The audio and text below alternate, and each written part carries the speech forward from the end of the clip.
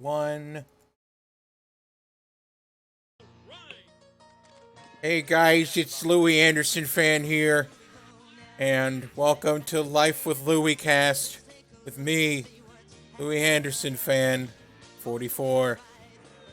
Mega Do a Fighter. wrestle on me. Do a wrestle on me. What? Why is this?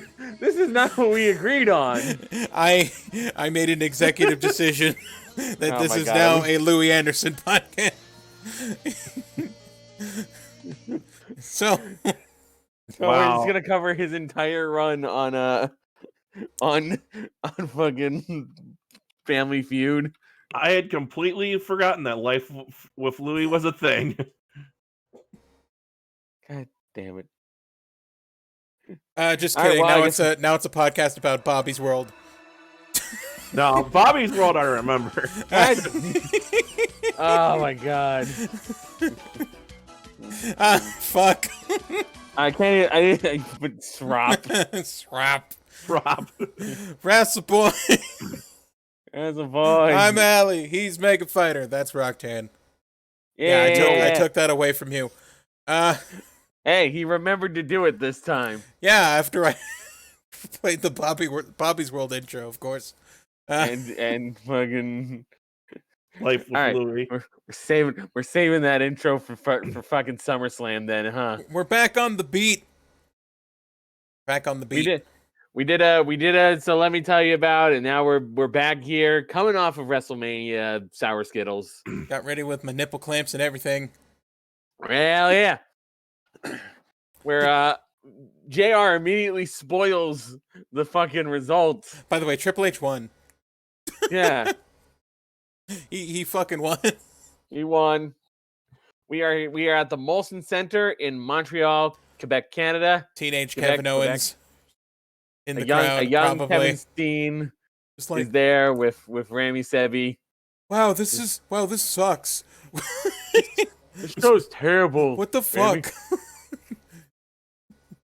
This makes me want potatoes. Why are you eating potatoes in the crowd?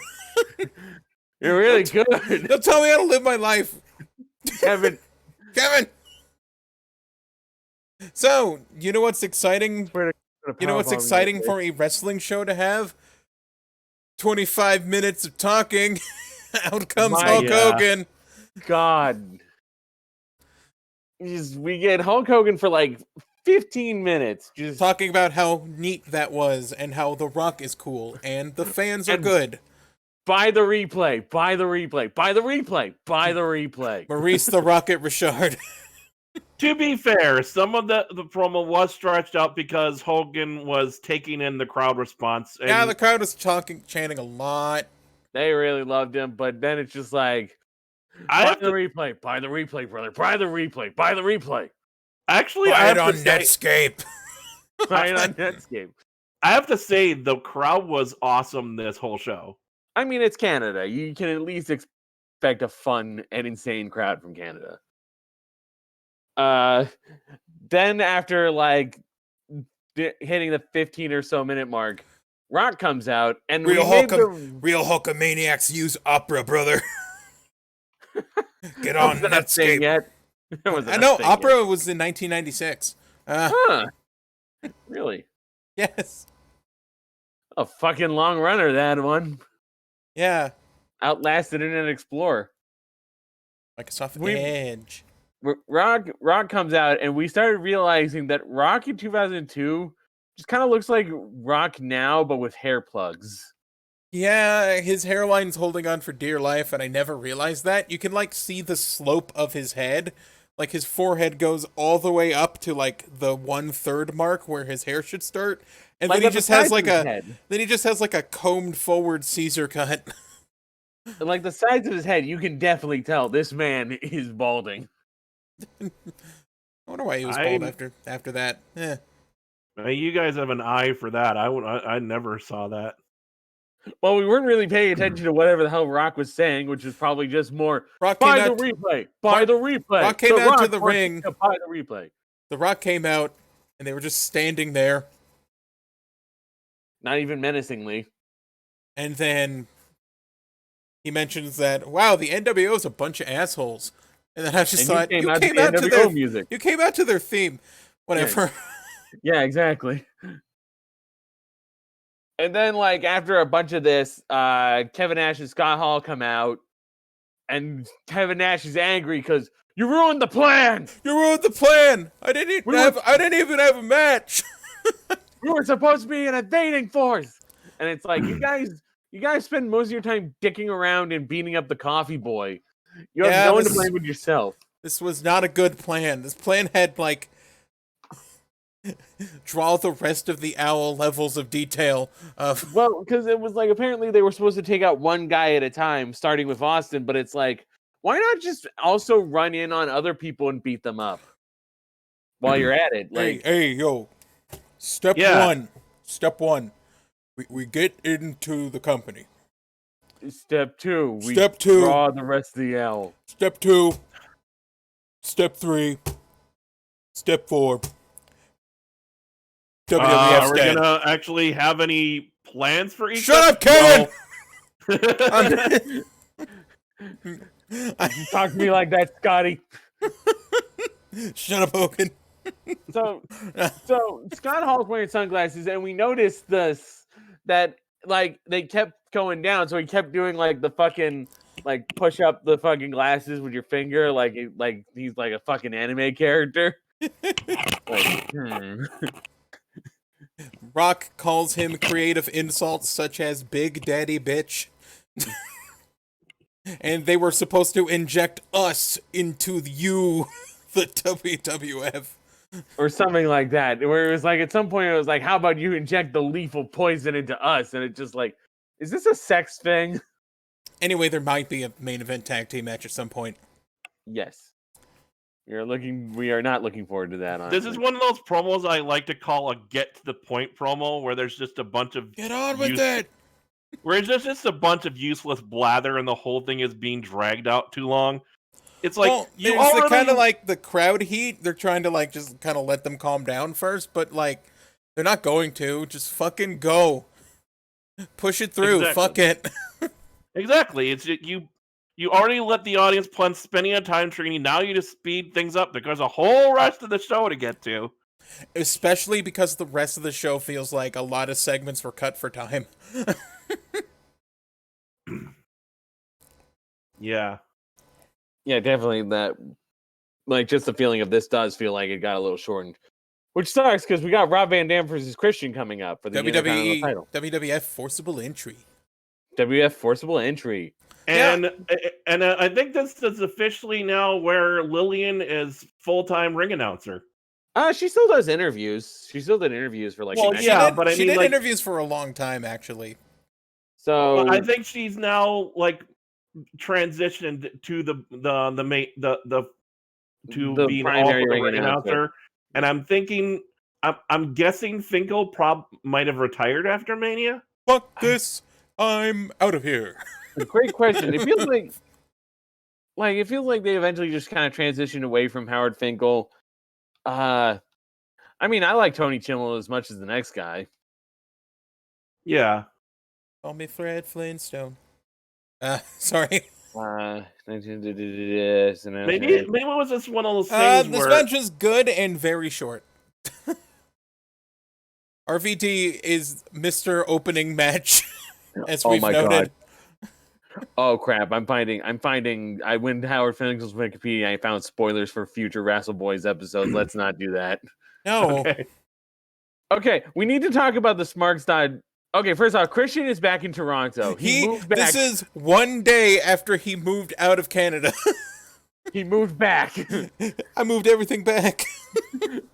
We were joking about it, and it was true. It was fucking true. He didn't want the hometown heat. That's it. Then he went back to Toronto. But the good thing about Quebecers is they're smug and hate all the rest of Canada, so he can just go back to normal. Yes. And all of Canada hates Quebec. Pretty much, yeah. Fucking Quebec. God, I fucking hate that. We saw a sign for Smarks.tv in the all, crowd. All all of Canada hates Quebec because they made French their first language and want to separate. Yeah, basically. The only There was reason also anyone in several Canada's referendums to get Quebec out of Canada.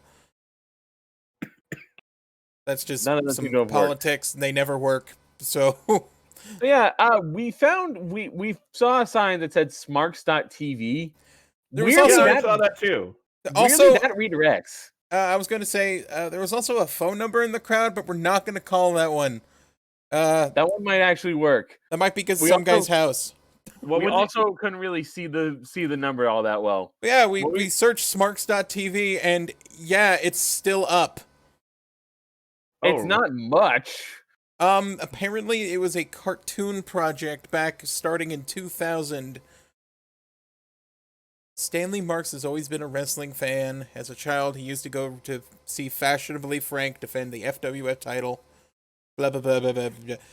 Anyway, it's a pro wrestling cartoon made by Ted Smith and Al Isaacs. And then Terry Taylor joined. Yeah. Red Rooster himself. And then you can find out more about the creators by clicking here. Here is a dead link. You're just highlighting the word here at that point. So yeah, this is. It's just weird that like it's like clearly like some kind of WordPress thing or whatever, but like yeah, I don't know. This is one of the first ever times where our fucking URL check actually works out. Well, they usually do, but it's not something that you'll find that's like interesting. It's like, oh, that redirected to that section of www.com. Oh, that's just to like the Nike store now. This is interesting to me. Because there have been times that some of those the links are dead, but yeah. But this match is good. DDP eventually comes out and smiles at Christian, and RVD pins him after a frog splash. So yeah, huh? I was actually thinking to myself, well, when this happened, I was like, how does Christian get a shot at the IC title after losing his shot at the European title at Mania? Because fuck you. Because the booker decided the booker has chosen this. Titles don't fucking matter. And why is DDP messing with Christian when It's so weird that every title can just randomly be on the line, except for the World Heavyweight Championship, of course. But at the same time, it just feels like any feud they build, any situation they're in, anytime someone wins a #1 contendership, that's fucking worthless. All you just gotta do is show up for Monday. Yeah, and then you'll just have a title match for some reason. And why is DDP messing with Christian when I would think he would have gotten his revenge by winning at Mania? Because they wanted the feud to keep going, I guess. Yeah. I don't know. Yeah, this is kind of one of the problems I had watching this, is looking at a lot of... There's a couple of feuds that at least seem to make sense to continue, like Jericho and Triple H there's a fallout because, Triple H lost the attacked... belt. Jericho lost the belt. Well, because Stephanie got attacked and Jericho lost the belt, and then because they have to do the mandatory rematch.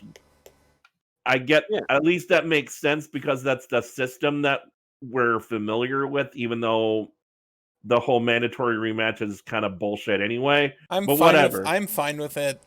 As long as they don't do that fucking thing where they do the rematch on a Raw just so they can dump the guy and have a different feud start, which is probably what they're going to fucking do. Yeah. And when the rematch is immediately on the next Raw and they win the title back, it just makes you feel like you wasted your money. And at least, or if they lose their rematch and it's just like, okay, bye. Yeah. And then there's the end up. And then there's NWO Hogan and Rock. At least, there was... That makes sense to continue, yeah. Well, it makes sense because the dynamic changed, and if the dynamic changed, it justifies more matches. So I'm actually fine with that. But yeah, overall, my whole thought is just thinking that, to me, WrestleMania, at least to some degree, signify... It should be like the culmination and should signify, okay, the score is settled, the feud is over. Yeah. Just they're moving the fuck on with their lives, you know. Right. Let's start some new stuff up. You could have I don't know, say The Rock versus The Undertaker. Eh, Yeah, maybe. Or just somebody versus The Rock versus somebody else, or Triple H challenging somebody else. I don't Well, know. like- You could have Triple H versus The Undertaker for like, Yeah. okay, Scott Hall got beaten. Stone Cold's absent at the moment. And like, which, Nash by the way, didn't- that was the weirdest part of the Nash didn't do this anything. week. He's mad though. Hogan's just kind of like there. And he He's- turned face. And he By the turned way, face. that's a good point. That's a good point. Austin just kind of wasn't on this week. Yep. Yeah, which He's is not very there. odd. That is very weird. I was thinking that Triple H versus Taker, you could actually make the most sense of you could justify it by saying, Taker beat Flair, so now he feels like he deserves a shot. Yeah. And Triple H, he has respect for Flair, so it would make sense. So it's like, you can't go just beating up Ric Flair like that and then want a title shot against me? No Yeah. way. All right. But this match is good. RVD wins. Jericho is busy sulking in the back. And then from the back, they keep saying this is a security guard, but we all know that's not security. That's Rene Dupree. That's fucking Rene Actually- Dupree. You can't. Actually, no. You know that I'm pretty sure I know who that's. I don't think that's Rene Dupree. You know what I think that is? Who? That's Sylvain Grenier. No, Sylvain looked different. Okay. That is definitely Rene Dupree. Sylvain had like blonde hair. Okay. I thought I thought it was- Sylvain dyed his hair, but let me see. I I kind of remember his face. Also, his hair was usually spiked, right? Actually, now that I think of it, I think you're right because when I think about what his voice sounded like when we heard him talk, that definitely sounded that more wasn't like Sylvain Grenier. That was definitely Rene that Dupree. sounded like more like Renee. Yeah. But yeah, he starts talking about how Triple H. I think it was a good guess though. I think it was a good guess though on my part. You had a 50-50 chance of a La Resistance member. Yes. And looking at the pictures of Rene Dupree, I think that makes sense actually. It looks like. Yeah. Anyway, Jericho beats him up. Yeah, he calls Jericho a loser, and then Chris Jericho does not have any time for Rene Dupree's bullshit. So he gets his ass kicked. And then we cut to Trish Stratus versus Lita, which is a fairly good match. So I fucked up and I forgot to write down the amount of Jerry Lawler Thirst count we have. But I do know that we have 11. 4 for this match, and 1 where King gets very uncomfortable about a burger. Yeah, there was a weird one where we weren't sure if we counted it because he started It's talking so about juicy! The Whopper! Like, chill the fuck out. I did make sure to keep up the count. It is 11. By the way, this match is sponsored by the Scorpion King. This match is sponsored by the Scorpion King. Welcome to the 2000s alert, Scorpion King. So let me look up it's tradition. Gotta look up the Rotten Yes. Tomatoes. At least this one makes sense because it's The Rock. Yeah. And Despite didn't their I see- movies not being good, it makes sense for them to push the movies of like wrestlers in them, Yeah. right? Yeah. Yeah. And Scorpion King. I've always wanted to. I've I've in the box office. I've actually always been curious to see the Scorpion King, but I've never been interested enough to actually watch it. It got a I mean, 41. Whenever it's come on TV. It got it's a got a 41 40%. audience rating, 38. Not great, but some people like it. So it's not like a terrible movie. It's just kind of kinda mediocre. I think it Yeah. did make its money back because its did. gross box office was 90 million. Yeah, it did 178 million in the box office on a $60 million budget. Yeah. That means it did break even enough and made a little bit more back. Didn't I see like this kind of weird thing where they were doing like a WWE promo to try and get more people to see it? Yes, I think that was when he was feuding with Hurricane. Yeah, I think that's later, right? Yeah. Yeah, because Scorpion King's not out until April, but oh my god, it's got Michael Clark Duncan in it. Yeah. Oh, I need to watch this for some. Let me tell you about. Goddamn. So let me tell you about the Scorpion King. Where can I find this on streaming? I don't want to have to buy it. Voodoo. well, now you've already shit. spoiled that you're going to watch it, so you can't do it. No, You don't know that. The rule is we have to drop it on people, so it can be the Scorpion King, it can be anything. You never just have know. to- I've had to change my plans before. We just have to Because spring it on Rollerball's on people HBO. and make sure the movie isn't reviewed by Rob. Sorry, Okay, Rob. Hulu Premium. It's also on HBO Max. Oh fuck. Lita wins after a neat moonsault. It was At one neat. point, like they do like a spot where Trish just lands on her ass, and it does not look great. She just does kind of land on her ass. Then Jazz comes out, and we again get the weird. Just I feel like we might be reading too much into this. We might be reading too much into this. I don't know. But like Jazz, like there's like I think it was JR or Lawler goes like, "There's that Jazz," in a way that just sounds like that is not what you wanted to say right there. It was probably Lawler. So Jazz wants to beat them all up. Do you remember who the women's champion is? Jazz, Is it still Yeah. Jazz? It's still Jazz. still Jazz. But enough of that shit. Here comes Ivory with a cowboy hat. we were like, "Who's this in a cowboy hat?" I was like, "Oh, it's Ivory." And then we were thinking, "Why is she wearing a cowboy hat?" She just had a cowboy hat. I don't It know. was a very tiny cowboy hat. She had a little cowboy hat on.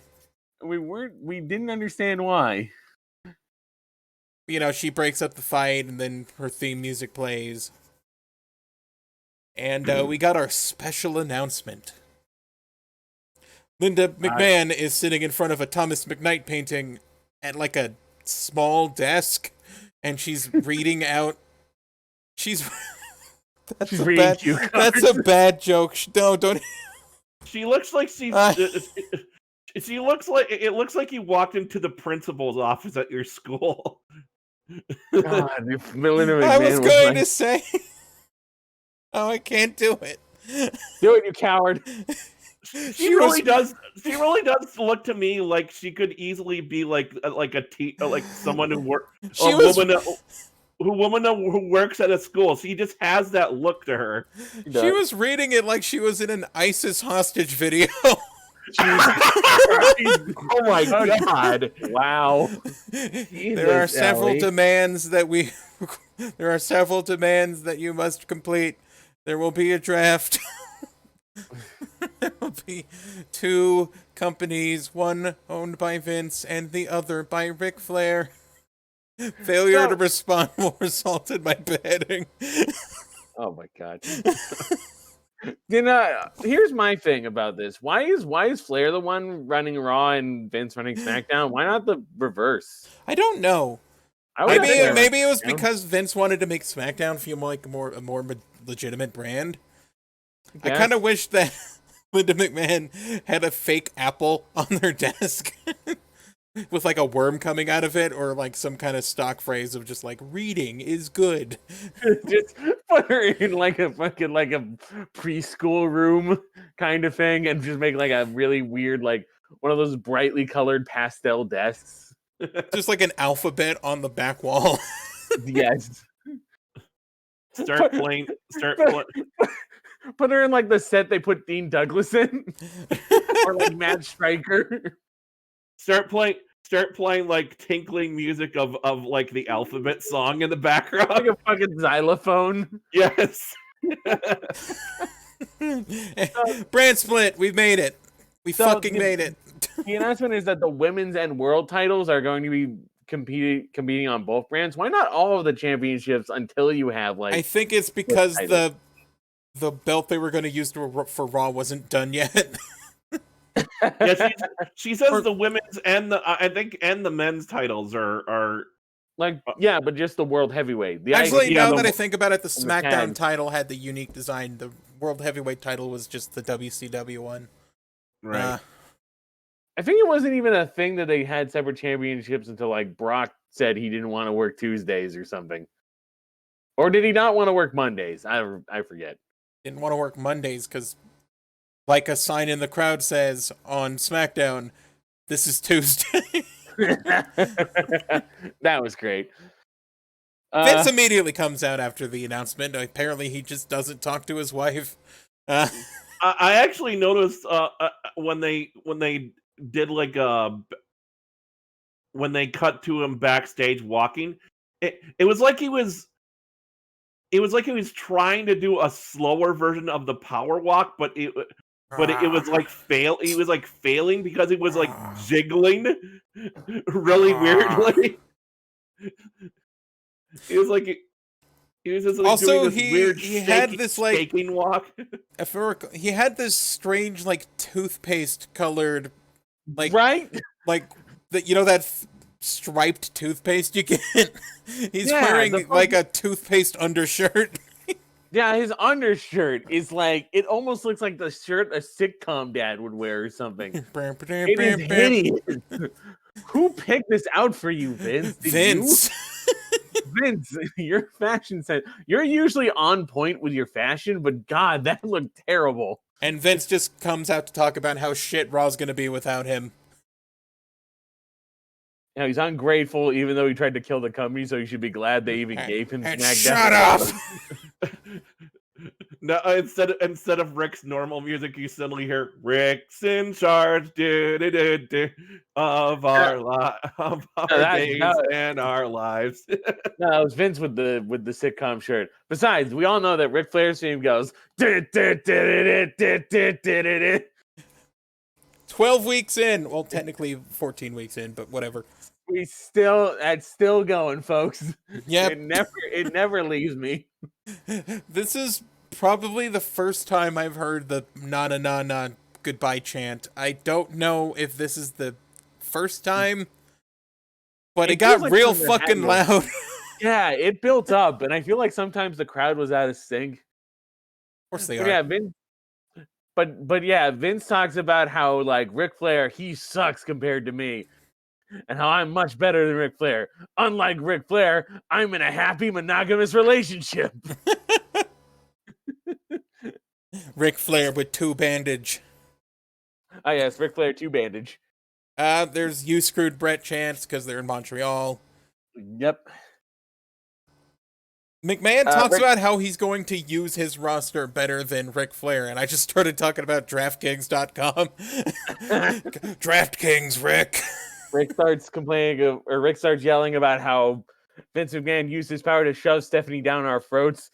That's not going to change anytime soon. That's not going to stop. 2015. Oh my god! Oh my god! I was just looking. I was looking up sitcoms in 2002, and now the sitcom I want Vince to show up on is Ally McBeal. I was gonna say Kevin James as Vince McMahon.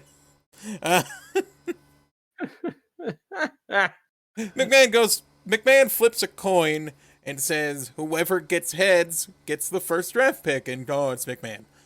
That's a 2-headed coin. We don't even see it up close, so that is a 2-headed coin. Fucking its heads. Then we get an old man fight. McMahon throws a slow punch. And then Flair like responds in kind and starts beating on him. Old man fight. Old man fight. Old man fight. Old man fight. Don't forget to watch Sour Skittles on Netscape. Yes. Make sure you like their Angel Fire page. How many bytes per second was it again? Like 14? It was like 14 bytes per second, or like 54 bytes per second. Not even a kilobyte. So eventually, and it said the file size. It said the file size was only 2 kilobytes. So I would just wonder: A, is WrestleMania a GIF? And B, did they just show like how, like when you download a picture and you hit view, was that just showing the file and not the actual like loading of the pay-per-view?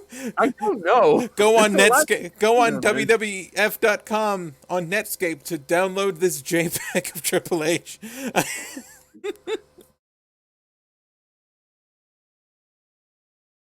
So Ric Flair puts him in the figure 4, and I did like the way that Vince was kind of selling as he was getting put in there. He was like, he was doing this. Oh God, no! He was in this over. I always like people that scream, no, don't do it, don't do that dance thing you do before you do the figure 4 leg lock. And he was really like he was doing this weird, this really ridiculous like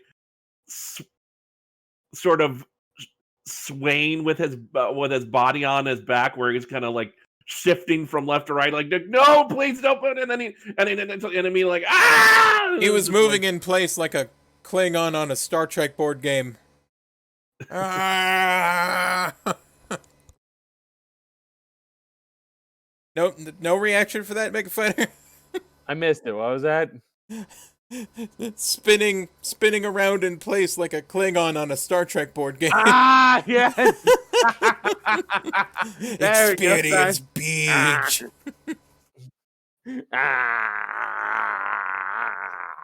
Like they were supposed to shake the camera, but they didn't. Yeah, there's a fun bit of kayfabe ruining for Star Trek for you. Whenever like people are getting thrown around or reacting violently, they're just like shaking around in their own chairs. Like people have stabilized the footage, and it's fucking hilarious. You just see Picard go and then they just shake the camera basically, and it's like that's how attacks on Starfleet happen on Star Trek. Thank you for joining us for Trek Stars, the Star Trek podcast, followed up by your favorite podcast of all time, the Life of Louis Anderson podcast. Two grown men watch Rugrats. Two grown men watch Rugrats, and then two grown men write a vampire story. Yeah, I'm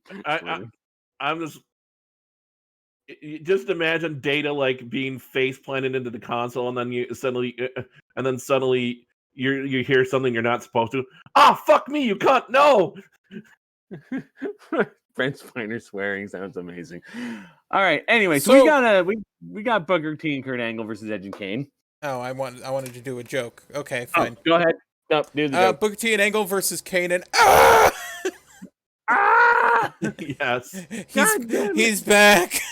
We were rid of him for like 2 weeks. It's time for Edge's seizure-a-thon. Yes. Did you know that JR has barbecue sauce in his front pocket, according to him? Oh my God, yes. But yes, Edge, why? Why would you put barbecue sauce in your front pocket? I need it. I need it to eat to my microphone. In case he needs to sauce it. You never know when you need to sauce it. Now I'm secretly wanting someone to just like run into one of just like, and then it just. But we're watching a Rikishi match. Glaze it like a ham. Give me my basting brush. Come here. Oh yeah! Oh my God! Yes. Have him in the middle of a match. He gets out like a brush and puts barbecue sauce on it, and then he waits for Rikishi in the corner and he starts brushing his. Glaze those hams. With the barbecue. And Mr. Perfect's in the corner, just like, fuck no. We're going Hawaiian. I'm from Samoa. Shut up. and then you get barbecue stink face. Barbecue stink face. God. Now that's umami flavor right there. Oh God, what is happening to this show? Kurt breaks up a pin late. This match is pretty good, but this is a good match. I did not take a lot of notes just because I was too busy watching this good match happen. Kane threw a guy into the stairs off screen. We hear a loud bang, and it's pretty clear that Kane gets thrown to the stairs, but camera doesn't switch. Yeah. Nice job, Kevin. Dunn. Kevin Dunn has repeatedly shown just how much there needs to be like anti-nepotism laws in this country. Is Kevin Dunn the son of somebody? Kevin Dunn was the son of a dude who like saved a bunch of tapes for Vince Sr., I think. And he has pretty much a job for life. Because I guess there was like some sort of fire and they almost lost a bunch of tapes. So Kane His gets... father, Ben Dunn. Ah, Well, maybe he can have a kid and you could call him Done with his shit. Anyway. Yes. you know Kevin Dunn's favorite tag team, though. Well done. I thought it was the Beaver Brothers. Are you? There were no Beaver brothers. You're thinking of Beaver Cleavage. I did see a sign No, during it's this John match. Silver and yeah, whatever. The Beaver Boys, yeah. Yeah. I did see a sign during this match that amused me a little. Someone with the sign, Booker T is my father.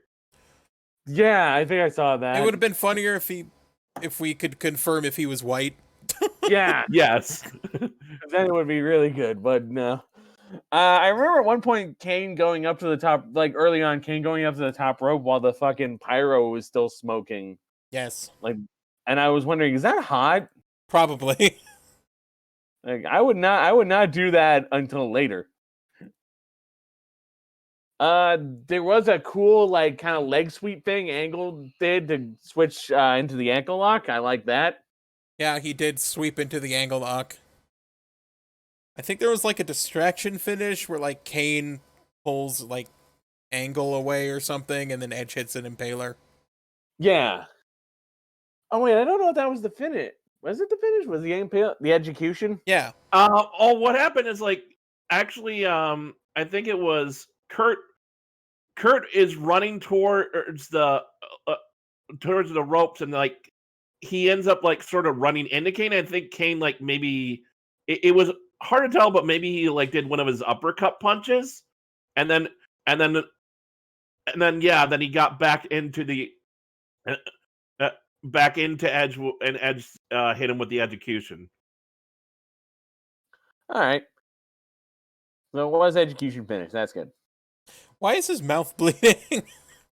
Oh yeah. Yeah, Kurt, I don't know. Kurt Angle's mouth is just bleeding. Again, this seems to be a thing. Gingivitis. My God, you think a guy who drinks his milk so much would have perfectly good teeth? Would have very strong teeth. Was there any segments between this and the hardcore title match? I don't think so, besides Castrol GTX sponsoring Backlash.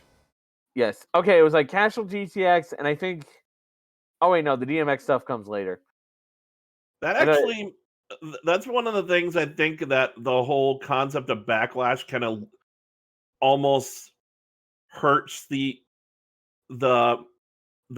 idea of or at least hurts the what am I trying to say? If like the whole concept of Backlash makes it almost so they can't move on to new feuds because Backlash is essentially, see a Backlash. The aftermath or the revenge of everything that happened out at it's the Backlash to WrestleMania. Essentially, yes. I feel like it can work though in the way that like I feel like some feuds ending and any feuds that are like still hot, I feel like you can get to Backlash with. Yeah. Well, think of it like this: like if one book ends, there's still going to be plot threads that are going to need to be picked up in the sequel. So, this is picking up on those plot threads from the end of the first book. But anyway, hardcore title match: Maven versus Al Snow. So we've got the student versus the master. Can the student surpass the master? No. Well, and also immediately starts beating the shit out of him like it's like fuck you, kid. I don't care if I was your mentor. He just starts hitting him with a fucking like trash can lid. Yeah, they go at it with each other with like trash can lids for a bit. Then Spike Dudley comes in for the run in with a stop sign because he wants this match to stop. But Spike Dudley it's time to stop because Spike Dudley can't stop a hardcore match. You can't but stop. You know who can? Are you forgetting something very important? What? Maven's Flock. Oh, Maven's Flock. Yes, I was putting that up for sign of the week. Give me some poutine. With a sign that says Maven's Flock, and I popped so much. I'm so happy. Never mind that shit. Here comes Brock fucking Lesnar. There's Brock Lesnar here to murder everybody. Bare-chested. I did not expect to be seeing this debut when we watched this here. I know. I forgot it happened here. This feels like I thought Brock was debuted sometime after later. Cena, but he debuted before Cena. He debuted first of the 5 dudes that were the OVW graduating class of that year, I think. And it is legitimately one of the most memorable debuts you've ever seen. Brock Lesnar kills Spike Dudley. He kills everyone. Yeah. He tosses Al Snow into the fucking trash can. F5's Maven, then he just starts basically fucking murdering Spike Dudley with powerbomb. There's a very complex joke that we have to describe that caused Mega Fighter to start losing his shit when this happened. So there was a fan who decided to look for what was the #1 single for when each wrestler debuted. Or when each wrestler won the WWE title. Oh. It was every WWE World Champion, and what their theme would be if they had won, if it was what was the #1 single when they won the title. Yes. And Brock Lesnar's is Dilemma by Nelly featuring Kelly Rowland. Yes, and Mega Fighter decided to start playing this when Brock Lesnar came out, and then once he starts powerbombing Spike Dudley. Kelly's singing I love you, boom, powerbomb. I miss you, boom. I love you, I do, powerbomb. It was so perfectly singles to powerbomb Spike Dudley too, Volume 1. It was so perfectly timed up by pure chance. Because I got the music video version that doesn't start immediately with the song. What was the #1 single for the week he debuted? I want to look this up. Good question. What day was it? Well, it was March 18th. So it was In the End by Linkin Park. Well, in the end, it didn't matter. It could have been Hey Baby by No Doubt, but Brock was late for that. Hey Man. baby, hey baby.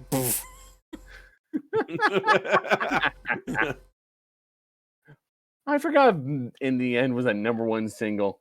Yeah, people really had liked that shit back in the day. Yeah. And welcome to the recap of the opening segment after Paul Heyman just sort of slides into the ring and just goes, yeah. Wait, I got a different one. Let's see. You said, wait, that's Hot 100. That's not the #1. Okay. I'm talking mainstream top 40. Man, I remember when In the End was so big that it just the numerous amount of people who made AMV videos with that fucking song. Naruto versus Sasuke. Yes. That's Goku fucking and weird. Vegeta, specifically the one where they fought each other when he was Majin Vegeta. Yeah. Okay, that's weird. Wikipedia fucked up because I was list of Billboard #1 singles, but it links you to the Hot 100 one. That's not. Well, let me look at the Hot 100 one. Because the Hot 100 one is Ain't It Funny Murder Remix by Jennifer Lopez featuring Ja Rule. Yeah. Is that okay? Maybe that is the right one. Because that's also where Murder Remix? Is J-Lo gonna kill me? No. Yeah, yes, J-Lo's gonna kill us. Yeah, because Dilemma's the same on that one too. Okay, so maybe that is right. Also, sup Ja Rule. I know you're trying to take money from people who want to go to an island, but how's it going? Anyway, we've been talking about this a lot because we got a recap of the opening segment next. Yeah, it's just a slightly edited down version of the same thing that fucking just happened and took nearly half an hour. Sandwich at this point. I immediately just said, "Do we really need this long recap of stuff that already happened on the show?" Later earlier this day, but it's I've been watching Raw this whole time. Who turns in at the second hour only? Like a fucking weirdo. Yeah, I went and got an ice cream sandwich at this point. I went to pee. You really didn't miss anything. And by the time we're back, Matt Hardy and Lita are kissing. Yeah. Kissing. And Regal's peeping. Regal's here. William Regal's peeping. He's creeping and he's peeping and he's peeping. Ding. And he's not going to get caught because his beeper ain't beeping. My beeper is not beeping. Like, William Regal's gimmick is basically, he's like, oh man, it would really be awful if you guys got separated by the brand extension. Wouldn't it be bad if you two were drafted on separate shows? I'm William Regal. Away. I compared it to Bad News Barrett because that's what it felt like. Just disappointment about the draft Regal. Yes. Now I'm just imagining William Regal on the fucking crane thing. I'm afraid I've got some bad news for you two. You look disgusting. I don't know. I can't do the best William Regal impression. Well, start with tricky. War Games and go from there. War Games. Speaking of completely useless, the Dudleys versus Billy and Chuck for the tag team championship.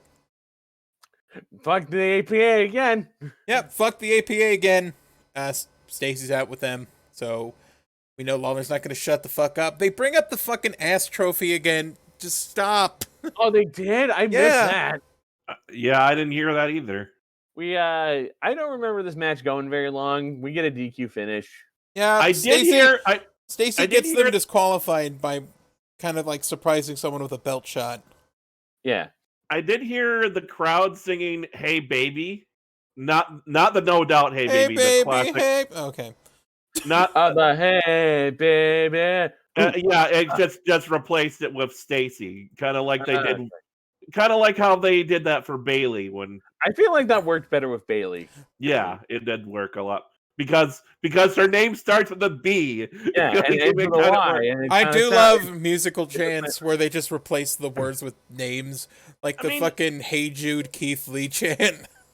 To be fair, Stacy does rhyme with baby, so to a degree, so it sort of works. It's a bit of a slant rhyme, but not as much as the slant of like baby to Bailey. Right. Hey, we want some New Day. Anyway. So, Stacy is at the ire of both the Dudleys because she kind of fucked up their title shot. Even though if you were being very logical, you'll get one like next week, so it's fine. You just need to show up for Raw. You just gotta show up for Raw and you'll get a title shot. But like, after being accosted by both the Dudleys, she's just like, talk to the hand, and starts to get out of the ring until Bubba grabs her hair. She was trying to, I forget specifically what she started to try and do to get, to like, help them win, but then she decides to, she gets pissed off and then basically takes one of the tag belts, comes up and hits either Billy or Chuck on the back with the title, and this gives me an interesting question. And Neil, and is it Neil or Nick? Neil Patrick Harris. Nick Patrick? It's Nick. Okay, yeah, Nick sees it immediately and is like, oh no, DQ. So here's a question: as Bubba Ray Dudley is beating a woman. Yes. Are Billy and Chuck still heels? Yes, but I think this might be a heel turn for the Dudleys, or we're supposed to be. But they were already heels. Yeah, they're already heels. I guess. The only thing is this makes Stacy a face. Stacy face. The Dudleys are heels, and Billy and Chuck are heels, right? I think. Yes. Yeah. Because they're like, oh, okay. Unless this was a very strange turning face by beating up a woman. Devon, get the table. Yeah, this honestly was a really strange choice for a match because it was heel team versus heel team. Here is the weirdest fucking thing. The only thing that made it worth it was watching Stacy get powerbomb, which was entertaining. You know what was the weirdest and kind of gross thing that happened? Jerry Lawler, while watching a woman get powerbombed through a table, is just like, no, her beautiful legs. Ah! I think he said they'll never open again. They'll never wrap around my face. Ah! It's horrible. This segment made me uncomfortable. It's like, my God, there are some things about the 2000s. Like, it just makes me think, like, if Jerry just saw a woman get shot in the street, it's like, oh, now I can't eat her pussy. Just like, Jesus Christ. I thought of something worse than that. Oh, now she got another hole I can put it in. My hole. No. No. Nia Jax. No. Bombs over Dudleyville. Yeah, so at some point Jerry just starts talking about how they should bomb Dudleyville instead of Afghanistan. And so we started making like fucking jokes about bombs over Dudleyville. Don't ain't the thing unless you ain't got that swing. Bombs over Dudleyville. No bad bang unless you get in the tables. Bombs over Dudleyville. So fucking weird. Lawler needs to just go home or something. Out comes Triple H, also known as Hunter Two Belts. Hunter Two Belts? Or Paulie Two Belts, but don't call him Paul. Don't call him Paulie Two Belts. And especially don't call him Paulie Two Belts, because I just keep thinking of Paul Peanut Abs too. Welcome to Raw is promos. Welcome to Raw is promos. I won the belt. All I've got written down here as a note is the fake quote from Triple H. Ha ha! It's awesome when I beat women. Triple H wants to spread the joy of him winning the belt, but Stephanie comes out with a black top and matching neck brace. Why does she have a neck brace? Being pedigreed hurt her neck? Yeah, I don't... Roxanne, can you figure some logic to this? It's a face buster.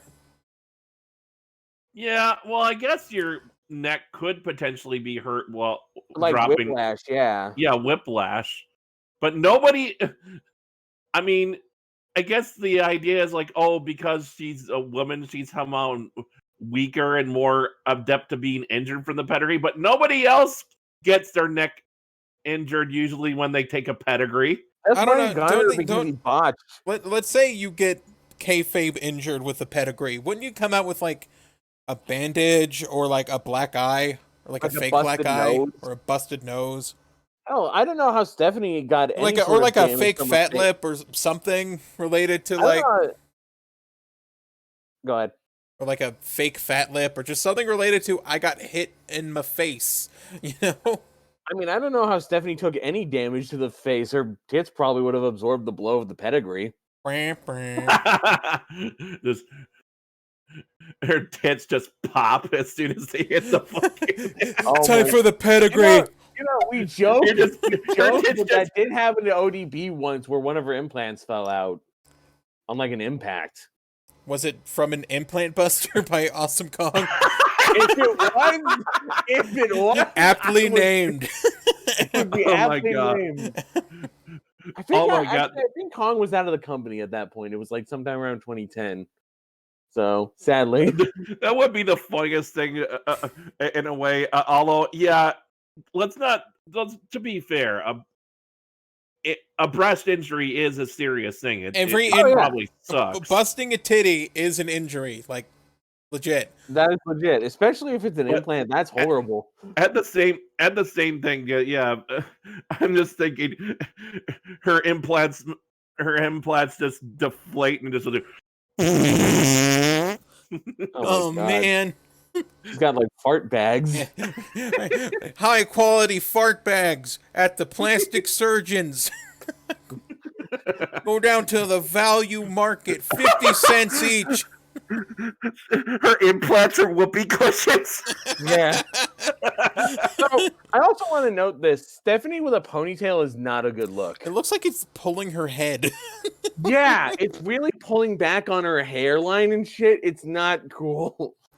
Steph wants to use Triple H, Jericho's rematch clause for next week's Raw. Triple H calls her a bitch, and then they start chanting the na na na na chant again. And then Stephanie's like, they sing for me.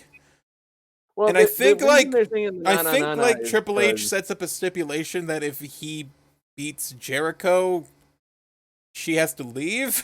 I think. Yeah, it's a handicap match where not only does he get the title, the Triple H like keep his title, but Stephanie has to leave if Triple H wins. Yes. And then I think that's when they start, chanting. That's when the chanting They sang comes me in. for me to stay. No. At one point, it was like he gets to pick a WWE superstar of his choice to wrestle with Chris Jericho in the handicap match, and he says that WWF superstar is you, Stephanie. I just want I would love the loophole. Excuse me, Hunter. I'm a WWF diva. Excuse me.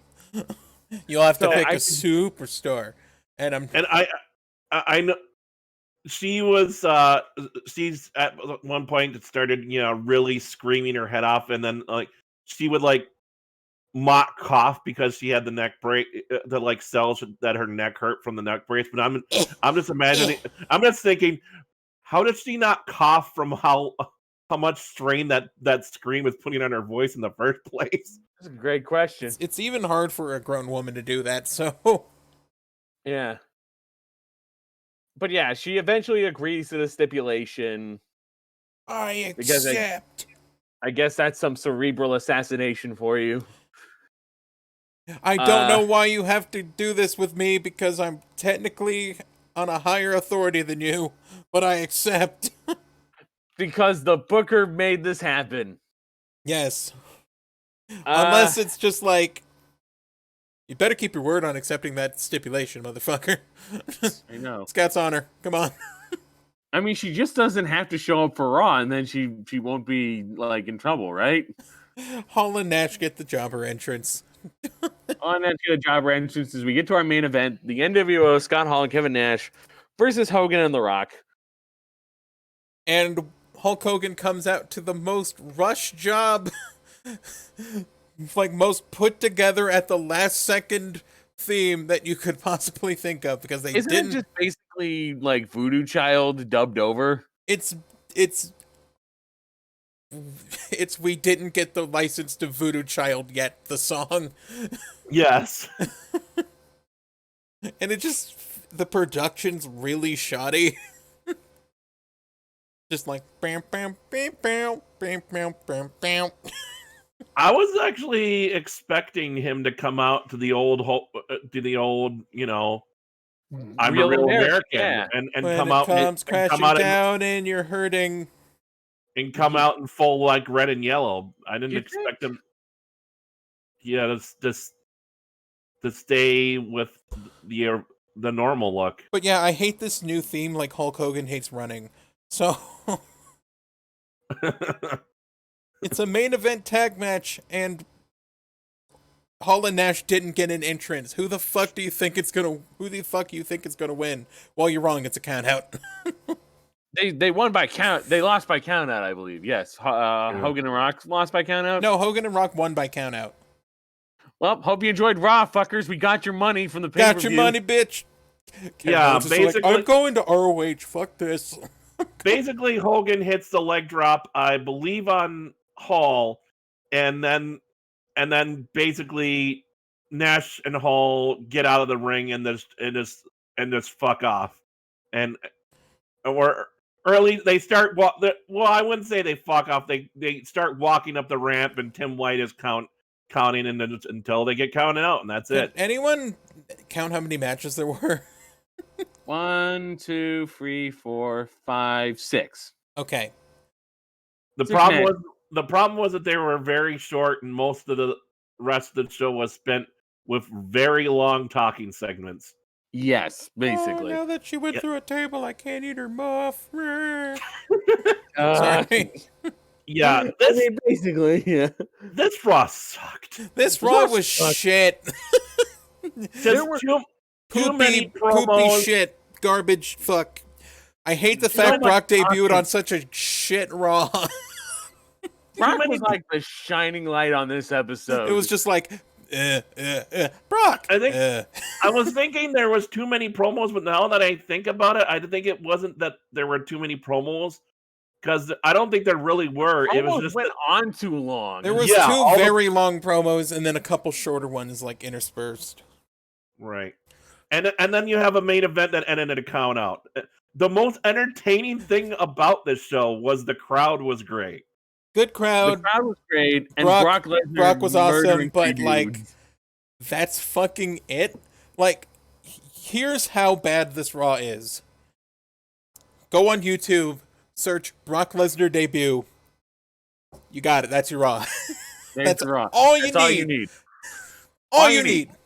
That's pretty much, yeah. I imagine that's about the only thing you'll find from this Raw on YouTube. Worth is value. Brock Lesnar's debut.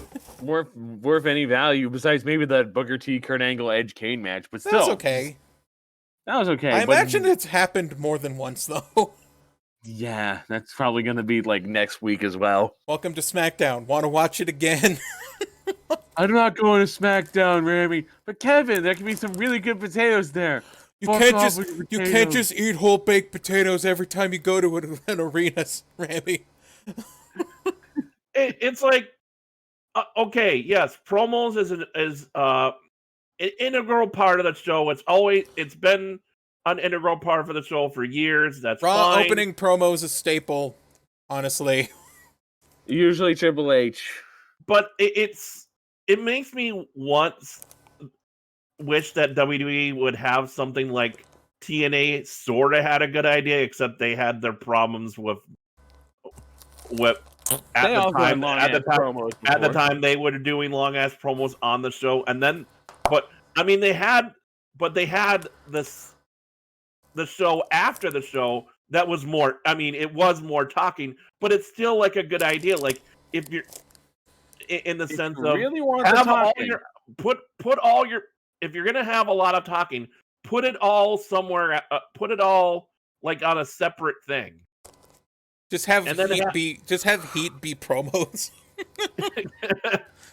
Well, I don't think that would necessarily be fair to the people that have to are probably being, because Heat is also It'd be unfair to MTV, but well, I but at mean, the same isn't time, Heat also being used to develop some of their And They're- OVW is no, being no. used to develop people, so there's no point for heat.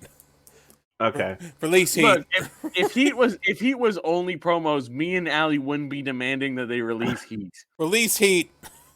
Release Heat. Hashtag release heat. Hashtag release Heat. All right. So SmackDown promo hurts my eyes. We're here from the Corral Center in Ottawa, Ontario, Canada. They start off with a recap, which we skipped. Want to watch it again? No. Kurt Angle is Are on you commentary sure? for this match, looking to secure his MVP status because he saw what Brock Lesnar did on Raw. So,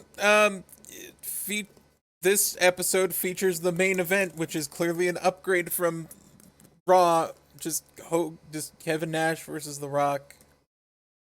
Yeah, big daddy Diesel, cool steel versus And they say Rocky this is the Maivia. first time The Rock's faced Kevin Nash, and I'm just like, is that maybe? Yeah, I think so. Because Rocky Maivia was kind of just getting started around the time like Nash was on his way out.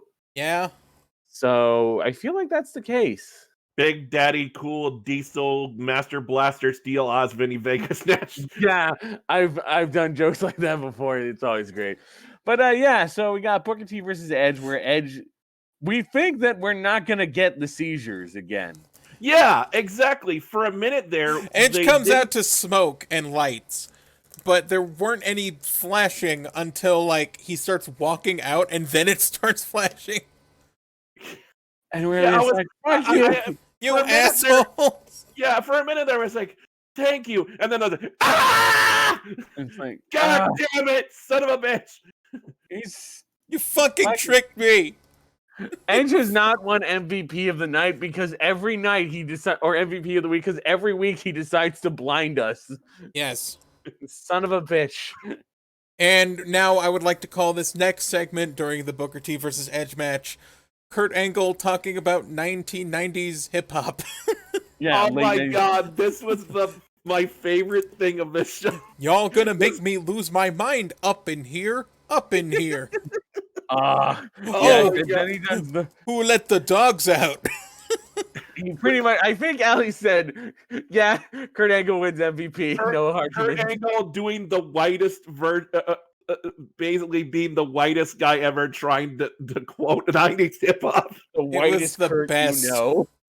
The whitest Kurt. Just Kurt playing up how white he is fucking amazing. Yes. So wonderful. They talked about the Japanese shampoo. I think just from that alone, Kurt Angle's gonna win the MVP again. Oh yeah, it was pretty much secured at that point. Like we were back and forth between a couple people because like Mega Fighter wanted to give it to someone else. I wanted to give it to Brock because he had a stellar debut, but then he started fucking. Then he said, "Who let the dogs out?" And I was like, "Yeah, okay, I concede." Kurt takes it. Kurt takes it. So Booker T Japanese wins. shampoos. Booker T wins thanks to Kurt Angle interfering, and of course, that gives me 5 minutes with your wife. They cut away from the spin and Rooney, by the way. Yeah, they did. There was a point where they were talking about the Japanese shampoo commercial, and Kurt Angle talking about how he's had plenty of endorsements, and I just started making jokes about the fucking pizza restaurant that he did a commercial for with the fucking wrestling toppings. I don't know that. I need to find that. I'm assuming he did a Got Milk commercial.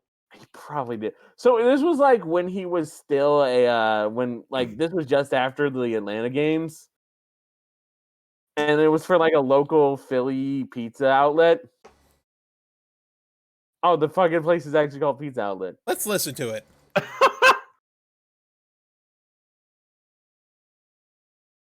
All right. Wow, Kurt Angle. Keep the change. Thanks. That's very quiet. Whoa, what's gotten into this pizza? Hey, come on. They square off. Tomato drop kicks. Pepper sticks him into an airplane spin. Big flag. It's got late 90s or TV CG too, so His voice sounds so different. The taste that screams fresh. Oh man, that was beautiful.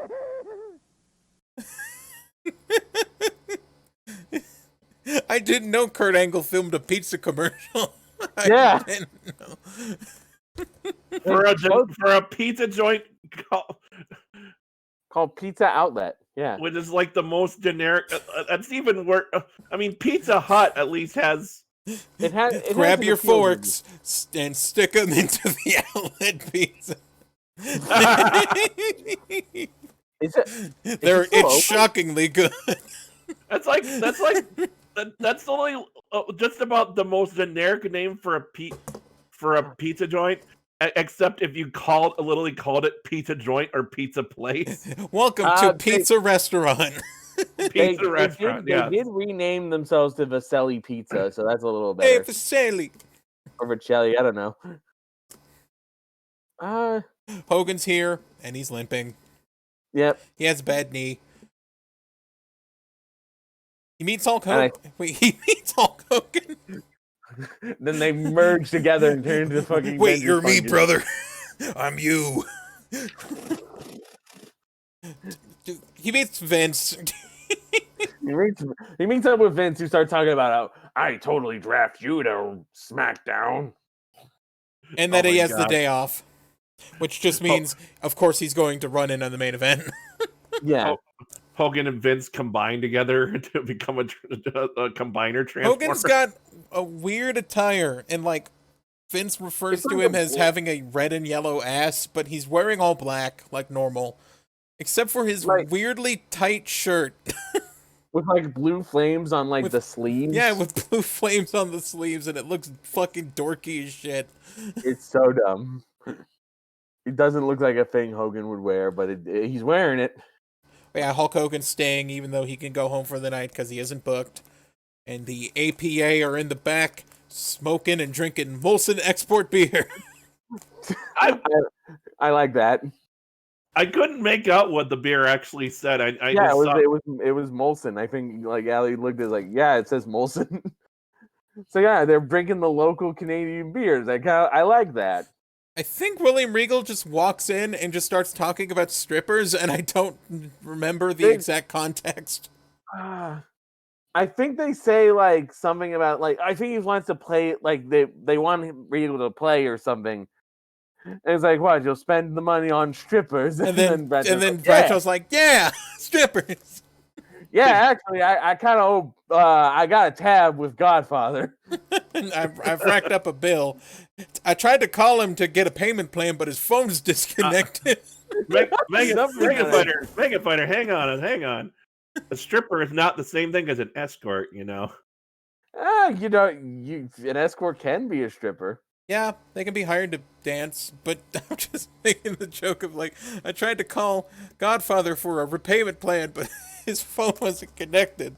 He didn't activate his number. He didn't activate his number. So I gotta find out how to get $5,000 fast. And Ron Simmons is just like, that ain't my problem. None of that happened, by the way. But Regal is here. Regal is here just talking about, oh, wouldn't it suck if you two were separated and put on different brands? Because of the draft. I'm gonna rub Which- my nipples while I Which talk is about a this. tease for something that does end up happening later, I'm pretty sure. What's weird is he does like I think that, this is like Farouk. I think this is the year we get JBL. I'm assuming. It's the start of JBL's something. 04. Anyway. But yeah, it's like, wouldn't it suck if Bradshaw went to Raw and Farouk went to SmackDown, which is basically the opposite of what happened. Yes. But Bradshaw like pulls it off and says, "Hey, if we get drafted to a show and you get drafted to a show, We're gonna beat your ass. we can beat your ass on either show." yeah, it's like we And- don't give a shit." And then Regal walks off in a huff and he almost doesn't leave through the door Yeah, and Like JBL's like, go through the door. like a fucking heathen. Look at him Savage, walking really. through invisible Were walls like that. were you raised in a barn? And then you hear Meow. He leaves the APA's office and runs right into DDP. He's like, "Why are you so mad, Regal? Is it because you lost in the Intercontinental title in front of 62,000 people?" Which isn't the correct amount. he Which is actually an exaggerated number by Vince. he actually I remember him saying the full number was like Yeah, 62,000. I couldn't remember it. So Well, bad news for DDP. William Regal wants to be Europe. he wants to be Europe. Super. Great. Super great. Great. Super. I had the question: why isn't DDP interacting with the NWO? I don't know. Because he's That's a good question. a WCW guy. You'd think they'd have at least, especially since he tagged with Kevin Nash as inside, Inside. but not outside. Not outside. Anyway, so we got a match coming up for later tonight. But first, I actually have an answer for you now that I think about it. I think it was maybe they wanted more the NWO the whole idea was to, have the NWO interact with the WWF wrestlers, kind of thing. but you think And not people that came in from WCW. I guess I'd still have it be like they run in and beat down on DDP because fucking we did this before in like old times. Page, jackknife. Yeah, that'll be fine. That'd be fine. But we get a tag match. Lita and Trish Stratus versus Ivory and Jazz, following up from Raw. Lita is wearing a shirt with Lita on it. With Lita on it, where she's split into like different fragments of Lita. And here's where a trend starts that lasts pretty Fragments much of the Lita is my new band. entire rest of the show. Cole and Jerry just nonstop for the fucking entire time of the rest of the show.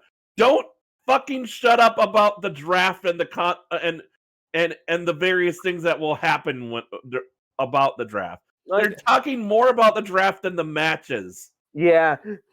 And Jerry Lawler is using the draft to be horny again. Now, this is why nobody likes Jazz. She's a She's mean. She's mean. I actually remember Jerry saying he's mad at Jazz for ruining his wet T-shirt contest, and I said, when did this happen? Oh yeah, that happened like a couple of weeks ago. That happened a month or two ago, actually. Yeah, that was sometime in like February, I want to say. Yes. You missed that probably, but honestly, you didn't really miss much. I might have missed that. I think that was probably one of the weeks I missed. Yeah. Yeah.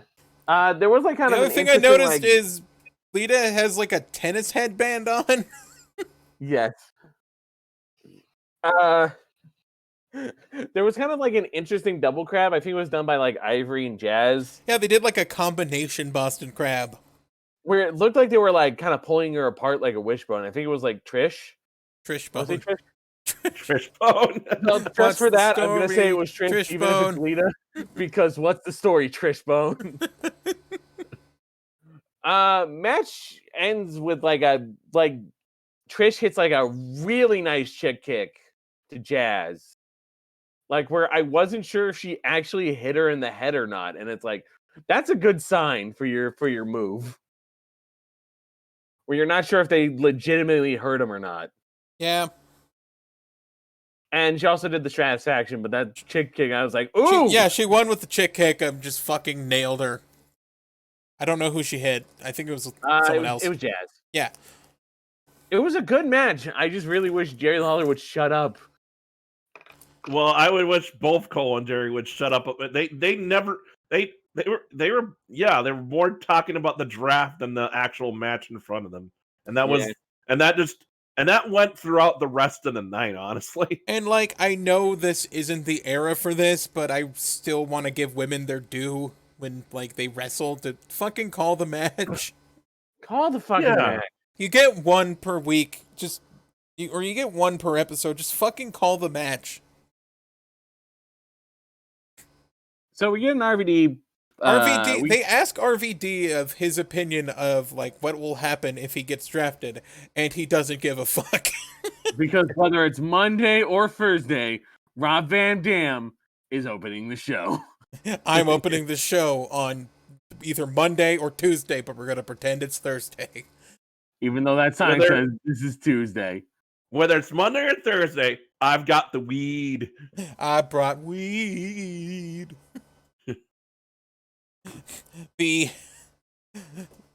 kick of the week, sponsored by the Stop Smoking people, is Brock Lesnar killing Spike Dudley. So Brock Lesnar hates smoking. Tobacco is wacko. Do you see what's happening to Spike Dudley right now with the free power bombs? That's what cancer does to your lungs. Don't smoke. This is what Brock Lesnar does to your lungs. Wait, no. I mean, let's be honest. That's probably also really bad for your lungs to get power bombed 3 times by Brock Lesnar. This is your lungs. This is your lungs on Brock Lesnar. This is your lungs, and this is your lungs when you smoke. Triple power bomb. Man, Truth should have hired me to fucking make their PSAs. All right, so we get the Regal versus DDP for the European title. Whoever gets this is Europe. They mentioned DDP having 70,000 teeth and a massive toothbrush. Big toothbrush. And this was really the match I felt like where I'm just like, stop talking about the draft. We get it. Like, yeah, we get it. You know, it's sort of that thing of like you want them to kind of talk about it because then it's like a lingering concept to get it over the fans. But it's just like, oh my god, I just need to mute these guys so they stop. This match is okay. It's very quick. Actually, I really liked. I would say I really liked this match, even though it was short. It was. They come on. They were being really aggressive. I liked it. Yeah, like it was good wrestling, but at the same time, I want to talk about Christian, who just came out in just the word 2002. Cargo pants and a beanie. Cargo pants and a beanie and a tight shirt. Yeah, Regal hit like a nice little snap suplex, and he did this like neck breaker where he kind of wrapped his arms around his throat while bringing him down. Oh, and DDP chopped the shit out of him. Oh my god, yeah. We were like, holy shit. Like when the match ended, Regal was walking up the ramp, and we were like, "Holy shit, Regal's chest!" Yeah, it's so fucking red. And you can see the handprint of just across his chest, like he got the shit slapped out of it. And DDP had a nice sit-out powerbomb, too. So yeah, Regal wins Europe. Christian celebrates by having a happy tantrum. Yes. On the ramp, he's like, ah, ah, ah.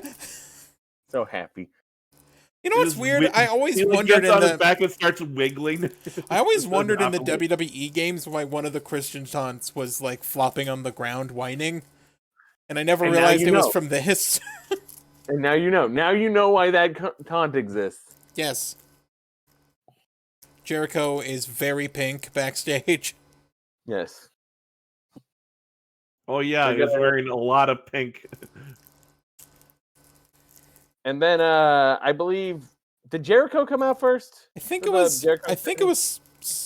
I don't know if it was Jericho or Stephanie who came out first. It was Jericho came out first, and then he called for Stephanie to come out. Yeah. He basically, like kind of did like an extending his hand backward, and then Steph walked up. Okay, yeah. We just wanted to I did think it was weird that I think that's Tony Chimmel. That might be Tony. The announcer this week, which is a little, and he mentions Steph's name first. I thought that was a little odd. But yeah, so this was basically just Jericho and preposterous. Jericho and Stephanie cut like a promo, or mostly Jericho cuts a promo. I don't remember out. Out comes Triple H. And then Triple H. And this is where this ends up feeling like basically a repeat of the one on Raw. The only difference being Y2J is present because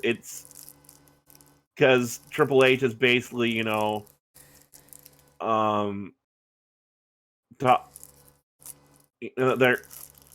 I forget what. Now I'm forgetting all like the stuff that was repeated. You know that guy who, like, if you pass him 100, makes a video collage for you. I went to that guy. Yeah, how much did he pay the college guy for this one? Because this is a fucking like this is digging back even like months and years before. Yeah, this is like back when Jericho pointed out she had a boob job and a bunch of embarrassing things that happened to Stephanie. So yeah, this is like a relation of like Stephanie McMahon humiliation. Oh, I remember. He was basically repeating what the stipulation was, but then that's what was being repeated, and then footage of the cream that gave her hives. And then her getting Rikishi's ass. And let's not forget the com truck! The com truck! Com! We gotta find that video again sometime. Yes. There's a YouTube poop of like the Kurt Angle milk truck. You were lamenting the fact that for some reason every episode has to have a big fat ass. And every time, and even when Rikishi wasn't on this week, you cannot escape the ginormous ass of 2002. Every show we've done, including our So Let Me Tell You Abouts, have had an ass-related thing on it. Did the latest episode of So Let Me Tell You About have ass? Yeah, because fucking Buddy Landale flashed his ass at Mike Rotunda. God damn it! Every one of them has ass. Mine just had spaghetti and nipple races. That's not my fault. You know what we should start doing on this show is anytime there maybe start having ass count like an ass counter, and we'd have to go back and count the asses from like week 1. Yeah. Yeah. Or and I was thinking like play anytime you see an ass, play the AVGN ass. But yeah, so after like all this humiliation, Stephanie eventually gets to like how it's not going to be a handicap match. It's going to be a triple threat, and I'm in it. Yeah, she basically complained to Daddy and got it changed. And we were fucking confused. Steph, not like. Oh, not as actually, confused as Jericho. hold on a second. Okay, you got something. There we go. Nice, Yes. nice, nice. So like Stephanie got the match changed from a handicap to a triple threat match for the undisputed title. I love this part. Triple H versus Chris Jericho versus her. And, like, you think it's going to be embarrassing that you're going to lose the title to Jericho? Well, what if you lose the title to me? And Jericho just was like, the fuck? What are you doing? I didn't agree to this. He's not angry. He's lost here. Like, wait. Like, what the fuck are you talking about? What are you talking about, Stephanie? That's not going to help you at all. It's not. Stephanie just made this harder on herself. It was a handicap match before, meaning that, like, she had the advantage. She had the numbers game. She took that away and put it on herself because now Jericho can kick her ass. Especially because if you think about it, let's say Jericho and Stephanie are on the same page, right? If she pinned Triple H during the handicap match, wouldn't that mean she wins the title? Yeah. Anyway. But I think the thing that like Jericho figured out during like a post like well he recaps what literally just happened and then he's just like, wait a minute, if I pin Stephanie I get the belt. Oh, that's fucking awesome. Okay. Yeah, that wasn't Stephanie's plan probably because she was talking about how she'll be the first undisputed women's world heavyweight champion. This plan sucks, Steph. But your plan sucks anyway. So. I honestly was surprised that he didn't confront her backstage and be like, I thought we were business partners. What's going on? What are you doing? Why even? You just made this harder for yourself. Now we're like extra fucked. Thanks. Good job, Steph. But yeah, so that leads into our next match: Tajiri versus Test. AKA work rate. Awesome. Yeah. Yes. This good match kicked ass. Hell yeah. Though I had to ruin it with bringing up Jerry Lawler, referring to Tori Wilson as his computer. It was a very long joke about how Tori Wilson is a computer. His computer, and that computer would be a laptop. And like when we started figuring the word laptop, and I was like, "Wait, what did I miss?" But hearing the full joke, it's like, "Oh fuck you, Lawler." And then I added onto the joke by saying that Tori Wilson does not run on Windows ME. But yeah, this match was great. I love this match. Just fucking kicks everywhere. Don't you see? It's all about me. Windows and me. I'm Bill Gates. It's all about me. I was gonna say, hold on. I gotta check my Tori Wilson for this.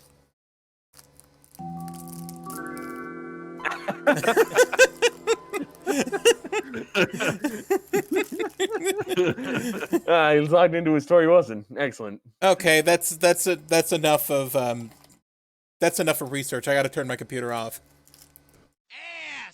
Wait. Wait. That's my sign off sound. Don't you know that? Oh, okay. We were debating on who was gonna get this. This match was so nice. I loved it. It was like 3 minutes, but it was fucking nice. They fucking went ham. I loved it. They went ham. There was fucking Test big boots, buzzsaw kicks. They did like a fucking thing where Tajiri went to flip in and fucking like Test caught him in like a double or like a full Nelson and switched it into a choke slam. It was really good. Yeah, I don't know. I was very happy with that match. If it weren't for Test putting his hands on Tori, he would have won underrated. But I can't.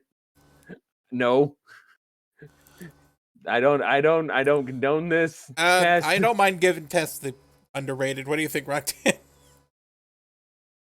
Yeah, I would definitely. I gave it to Tajiri. Also, quick reminder: Tajiri's the light heavyweight champion. Yeah, he is. Thought you guys should know that because they didn't say that. They said nothing about it. He has the belt. They don't bring it up. Is it different than the Cruiserweight belt? I don't think they brought back the Cruiserweight belt yet. That is very confusing.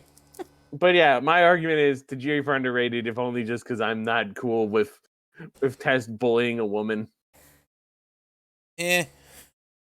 Sometimes you gotta beat him. Yeah, I mean, you want to make this argument here, Allie?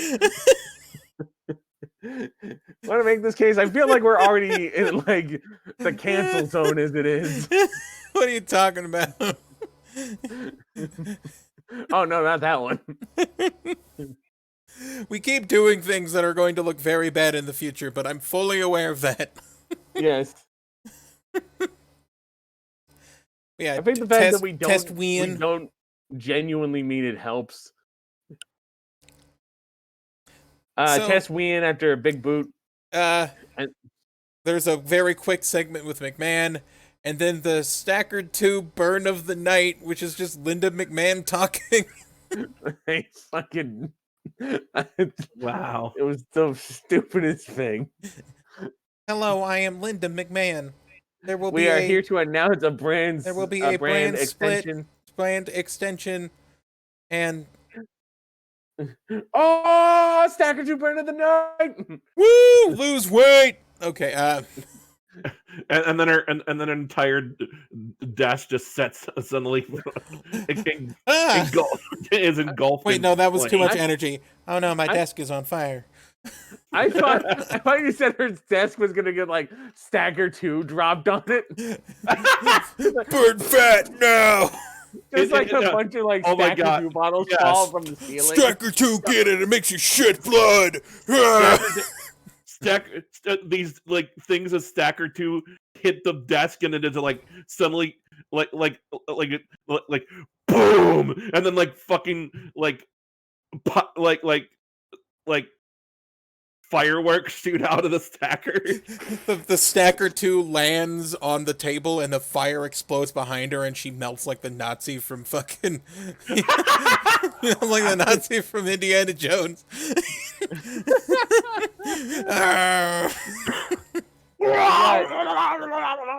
Now that's losing weight.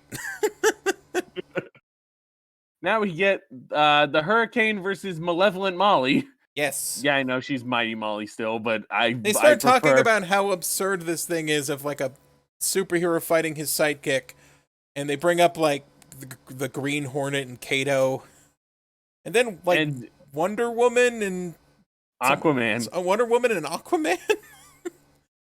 Waller. First of all, that's Kazuchika Okada you're talking about. As far as I know, Wonder Woman never had a sidekick. Wonder Girl, Donna Troy. Oh yeah, okay. Donna Troy, and also fucking Aqualad. Hello, isn't Donna Troy like a clone of Wonder Woman or some shit? Donna Troy's origins have been fucking impossible to figure out. At one point, she was a clone. At one point, she was just another Amazon. She was just another Amazon or like a girl they adopted after she was picked up by a shipwreck. It is really hard to follow Donna Troy's origins. I like her outfit. Originally, she started out as she was just like time displaced, like a younger version of Wonder Woman, who also just got into like adventures with her along with Wonder Tot. Yes, Wonder Tot. One toddler version of Diana. So when I hear the name Donna Troy, I think I like her most in the Teen Titans. When I hear the name Donna Troy, I just think of Deanna Troy.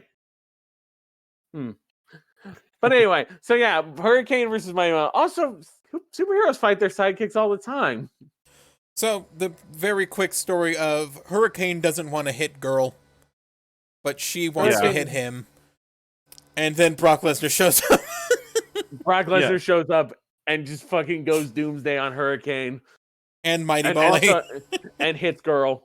Yeah, he knocked the shit out of Molly with that shoulder tap. Didn't he like throw her over the rope and she like fell on her legs?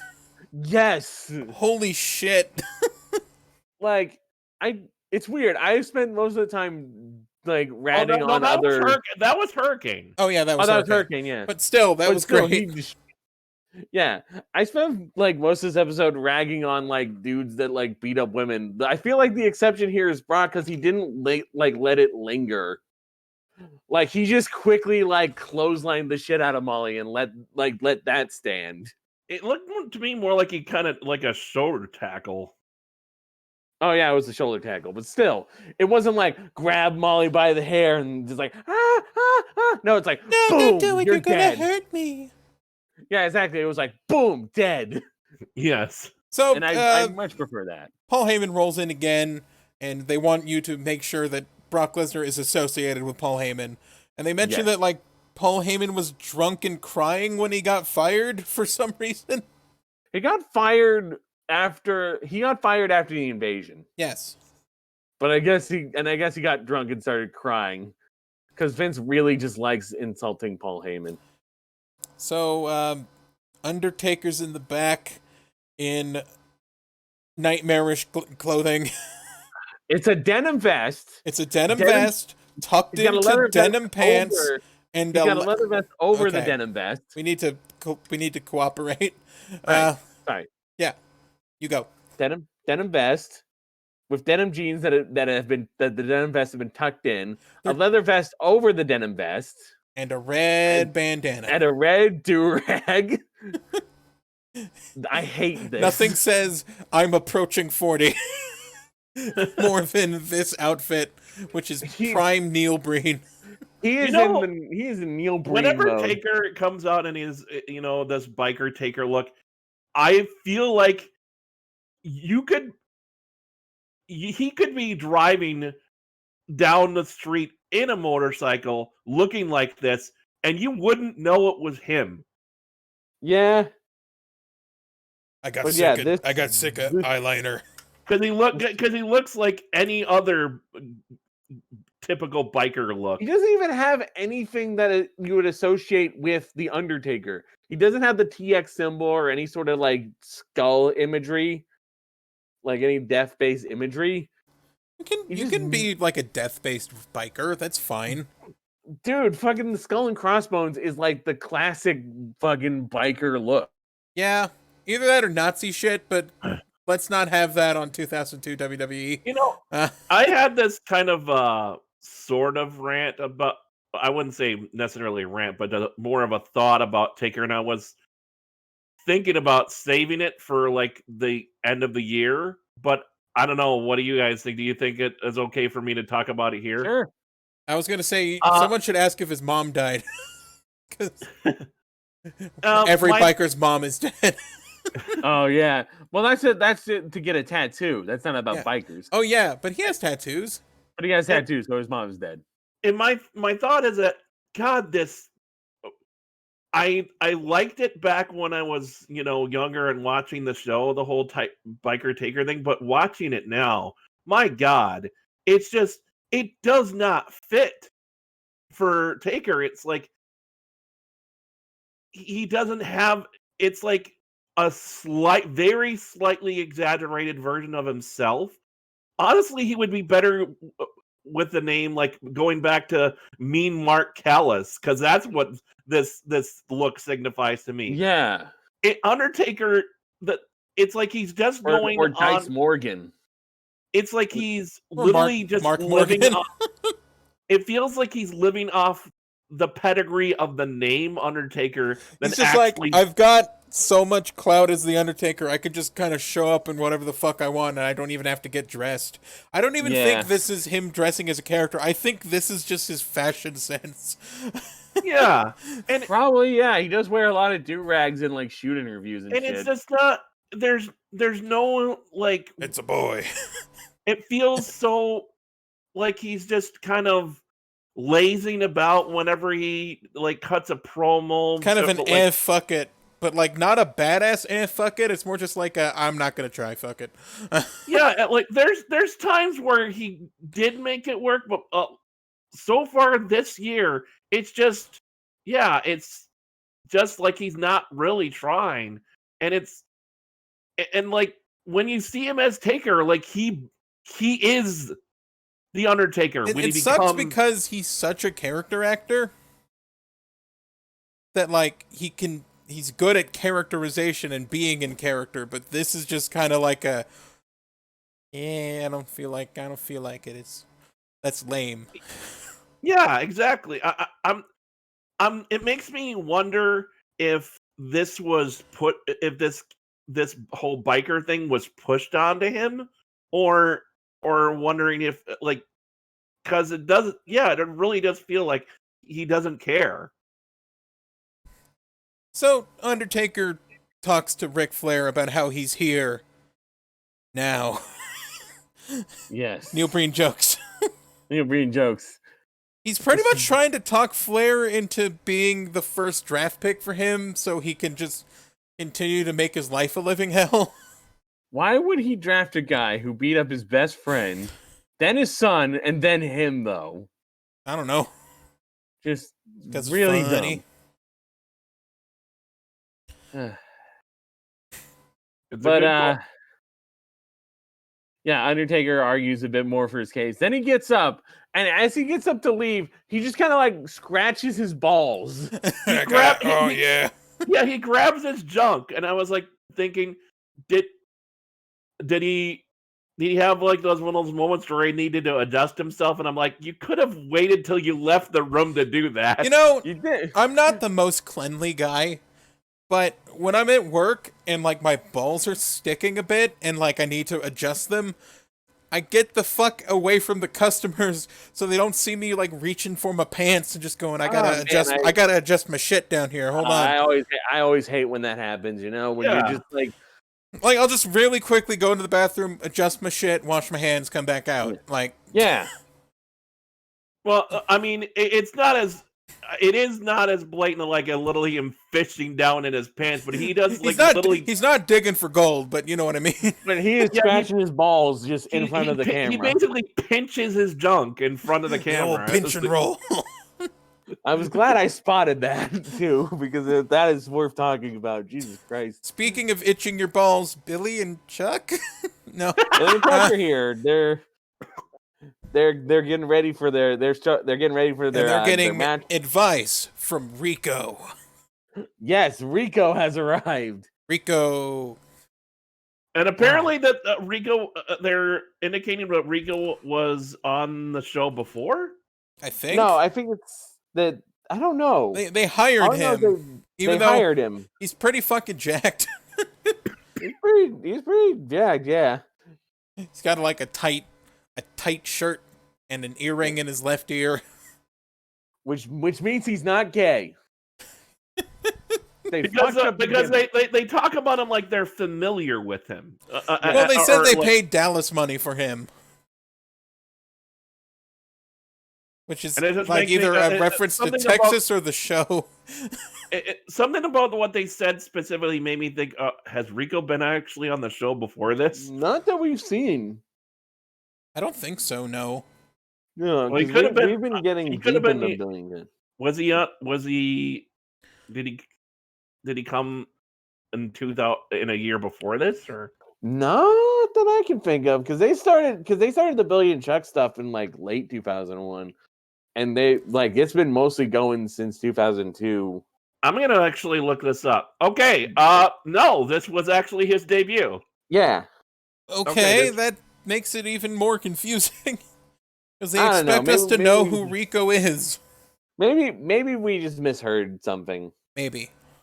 But they hired him as sort of like a looks advisor, I would call the position. Yeah, he's like an image advisor, and he starts going like, this has to go, and this color's ugly. This color's ugly, your headbands aren't on right, just shit like that. Yeah. Apparently, he went under the ring name that was just like he had like a surname of Constantino. Rico Constantino, yeah, which might be his actual surname. I don't know. I think he became like a firefighter after this. He became like a firefighter. It is actually his real surname as his real name is Americo Sebastiano Constantino. Oh, Americo, that's Rico. Okay, got it. Yeah.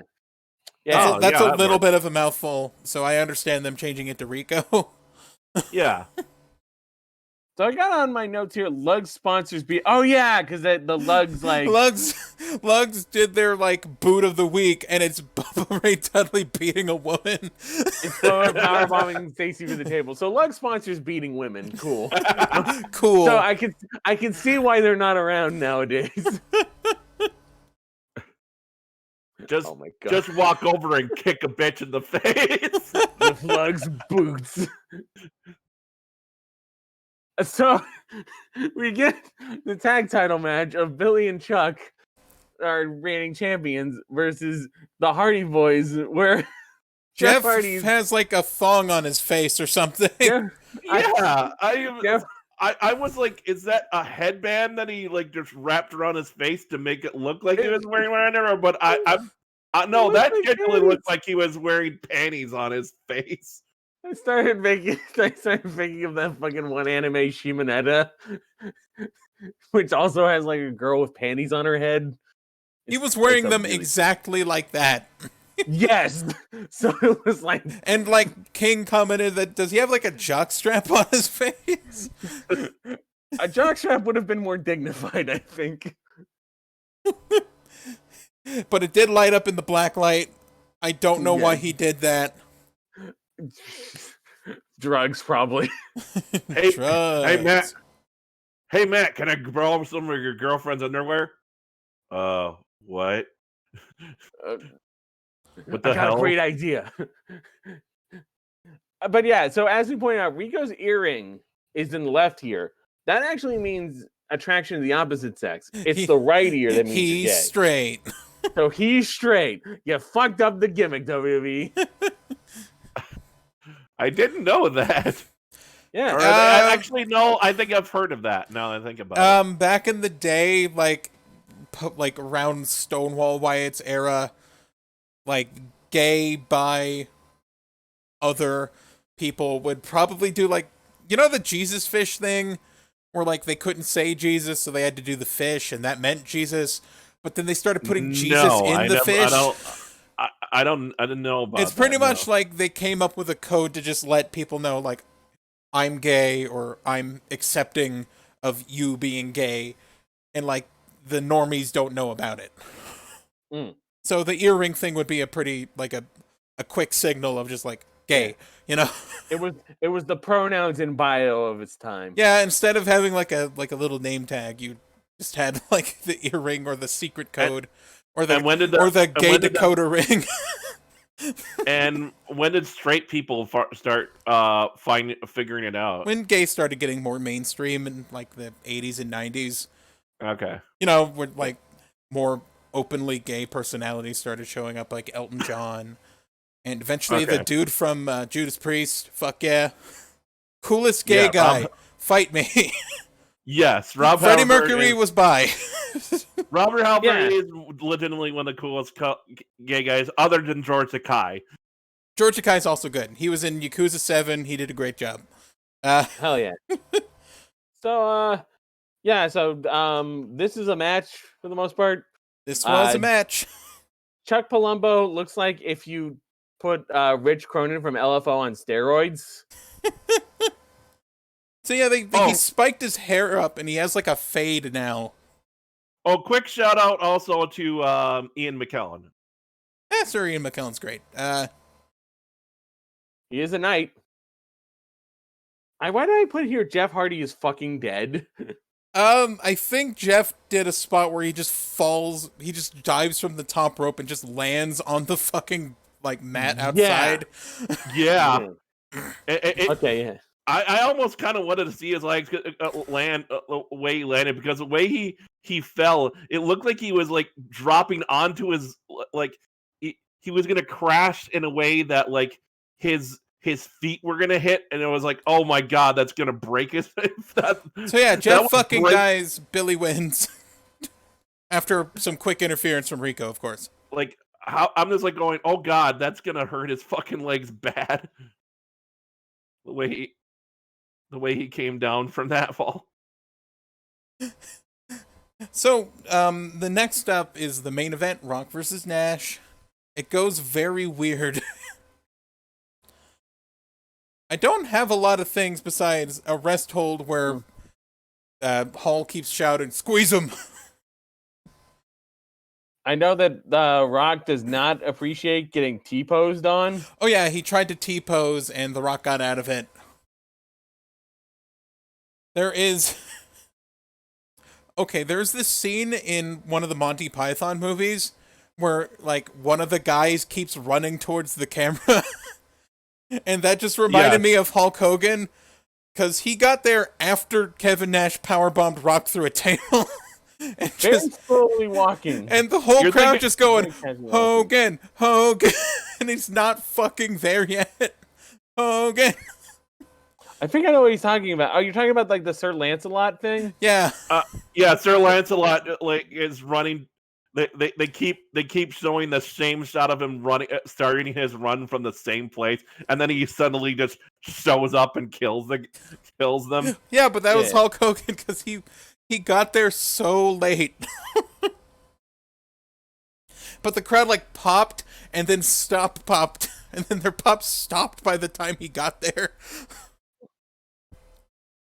And he saved him after Rock got put through a table. So this is just some great work here. Hogan brawls, and then X-Pac. X-Pac! X-Pac. Make a Or- noise. Or Six-Pac if Sick-Pac. Six-Pac. Six-Pac if you like. Or six. Sick. Or- It's Sick-Pac because he has hepatitis. He Dude, didn't have to happen at that point. Not yet. I'm evil. My God, we are gonna get destroyed. Hogan immediately blades. To like a spin kick, I think. Yeah, it was like a spin kick from X-Pac, and then we tested X-Pac's penmanship with a spray paint can. I gave it a 4 out of 10. Crowd is just not having any of his Yeah, shit. the crowd just immediately starts shitting on the segment because it's like, X-Pac, fuck. X-Pac sucks. X-Pac sucks. And it's just, oh boy. So, yeah, that's how we end SmackDown. With the NWO standing triumphant, Kevin Nash, Scott Hall, and X-Pac. And X-Pac. Yay. This was not a good week. No. Yeah, SmackDown was generally still better than Raw because at least it had a lot more wrestling It did. Yes. and some really good wrestling at times. Like with even though some of the matches were short, like It's weird. DDP and Regal, and then Testin. The best match of the week easily was Testin Tajiri. It's weird. SmackDown had more matches. Yep. They had like 7 to 6, so I don't know. It just there were good moments. Brock was great to watch. Kurt Angle has always been good to have. Brings value. But just not a good show. Not a good week. A lot of talking. It does seem like a lot of times after like a pay-per-view, especially after WrestleMania, it's like they decide and just not just have a lot of talking about what happened, either about what happened or what they're going to do next, and then they wait a week before we actually see some action, some more, or at least more. Yes. I don't know, like, usually people are hyped for the Raw after Mania, but I just don't feel like anything besides Brock showing up got me excited. Yeah. Like, no paradigm shifts, and I know they're doing the draft next week, but that's next week. All it is like, yeah, announce the draft. Well, okay, it's happening, but until it happens, and why it's like, who cares? All this stuff is throwaway because they have to draft everyone, and to keep any feuds going, they have to just kind of kayfabe keep everyone on the same brand who was feuding. Pretty much. Yeah. So, yeah, bad week. Bad. We'll go to awards. MVP. MVP, Kurt Angle. Kurt MVP Angle. is Kurt Angle again. Again. Of course. I'll still argue it. I feel like my underrated is still Tajiri. Mine's test Rocktan tiebreaker. Oh no, I can't tie break because my underrated was Christian. Oh damn. Fuck. What do we do? Let's see. What are you guys underrated rateds again? Test. Tajiri. I'm gonna tie break and say test. Woo, Ah. test. Beat women. Beat women. Wait, don't You don't fool. take that. Don't take that clip out of context. Oh no, not that one. And now for why. The Y segment. I forgot to put down our Y segment. Well, let's writers room this. What was the biggest why?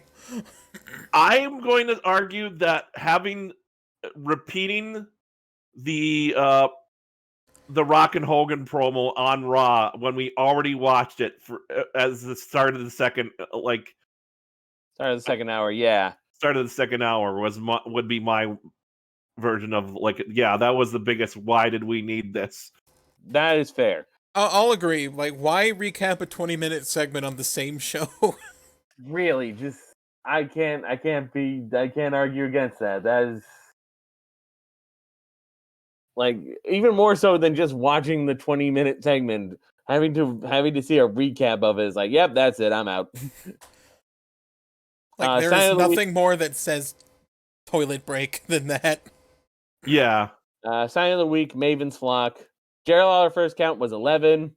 Our 2000s alert included the Scorpion King, DMX, Baha Men, if you want to count them, and Quaker State, which is like an oil company that they sponsored on SmackDown, betraying Casual DTX, of course. It's weird. It was like 2 different oil companies they advertised. Yeah. I hope no one told the other guy about that. Well, given Vince, and we're pretty sure, I think that he's like very heavy Republican / conservative guy. I'm not surprised that he's probably one of those guys that's especially being I bathe in oil. Yeah. that guy that loves money, he totally supports the oil industry. I can see it. Yeah. So, tune in for let the planet die. I want the entire planet just covered in oil. So, next episode is going to be our draft special. We may or may not do something special for that. No promises. Just as a reminder, this show is available on where you get most of your podcasts and YouTube when I bother uploading them. YouTube, iTunes, Anchor, Spotify, some other stuff. Dreamcast. I'll probably start uploading these on BitChute next to the snuff films. We're on Sega Dreamcast. We're on Atari Jaguar. We're on Sega Channel. We're on Virtual Boy. Anyway, we're on the Wii Shop. Anyway, yes, the Wii Shop that is now closed. Yes, yet we're somehow still there. It's the only option. Anyway, that was WRASSLEBOYS, and as we always say on WRASSLEBOYS.